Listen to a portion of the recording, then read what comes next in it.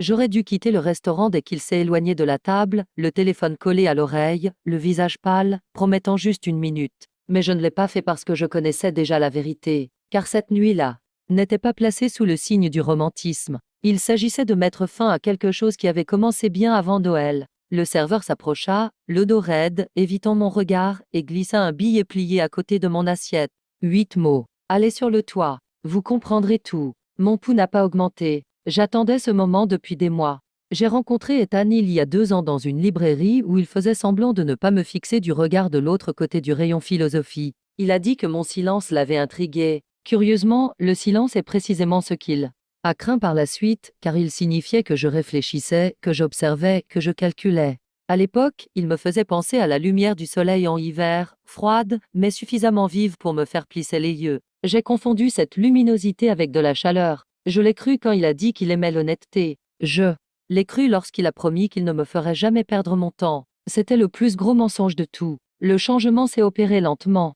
Un message tard dans la nuit qu'il avait l'intention de supprimer. Un parfum sur sa chemise qui n'était pas le mien. Son soudain besoin de protéger son téléphone, comme s'il recelait une vérité fragile qui ne pouvait résister à la lumière du jour. Je ne l'ai pas confronté. La confrontation donne aux gens l'occasion de mentir. Au lieu de cela, j'ai observé, j'ai repéré des schémas, j'ai suivi des indices. Puis j'ai trouvé son don, Clara, enfouie dans une conversation par courriel qu'il pensait avoir cachée. Elle l'appelait son amour. Il a répondu en proposant des projets. Leurs voyages secrets, leurs histoires partagées, leurs blagues privées. Il n'a même pas pris la peine de changer son style d'écriture. Une trahison paresseuse, celle qui insulte plus qu'elle ne blesse. Mais je n'ai pas pleuré, je n'ai pas crié, je ne suis même pas partie. J'ai simplement commencé à planifier. Les gens imaginent la vengeance comme un feu. Le mien était glacé, silencieux, patient, précis. J'ai tout rassemblé. Capture d'écran, virement bancaire, réservation d'hôtel, message, chronologie. J'ai alors étudié ses faiblesses. Son obsession pour la réputation, son ambition de promotion, sa terreur des scandales, son besoin impérieux d'impressionner les personnes même dont il ne méritait pas le respect. Je suis devenu un fantôme dans ses routines, ne supprimant rien, ne changeant rien, me contentant de collecter. Quand il a suggéré de faire une pause, j'ai souri. Il pensait que c'était du soulagement. C'était l'acceptation.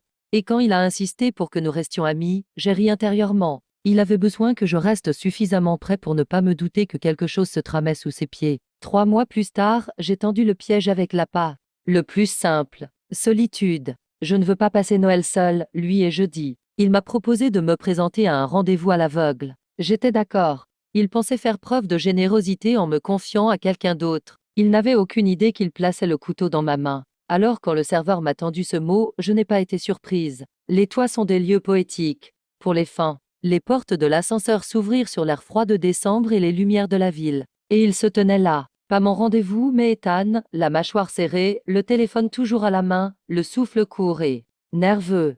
Tu n'étais pas censé voir ce message, dit-il. Je me suis approché. Lequel? Il déglutit. J'ai vu la panique monter. Il n'avait pas peur de me perdre. Il avait peur de tout perdre. Je lui ai tendu le dossier que j'avais dans ma poche, épais comme un paquet de preuves.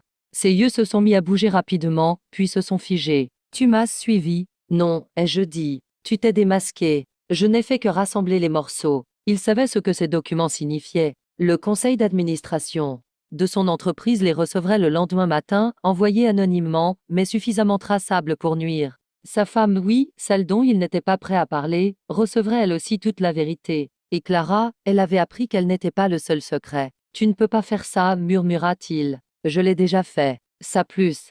Grande peur n'était pas la trahison. C'était la visibilité, être vu pour ce qu'il était vraiment. Il tendit la main vers moi, désespéré. On peut arranger ça. Je reculai. Tu m'as appris quelque chose de précieux, Ethan. Les gens comme toi ne craignent pas les conséquences. Vous craignez les témoins. Son visage se fissura.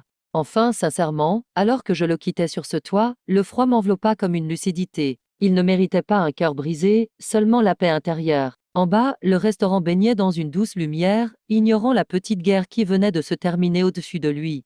Je passai devant la table où trônait mon dessert intact et m'enfonçai dans la nuit. Pour la première fois depuis des mois, je respirais profondément. La vengeance n'était pas bruyante. Elle n'avait pas besoin de feux d'artifice. Parfois, c'était simplement quitter discrètement un endroit où quelqu'un pensait pouvoir vous abandonner pour finalement réaliser que c'était vous qui le laissiez derrière. Et c'était tout.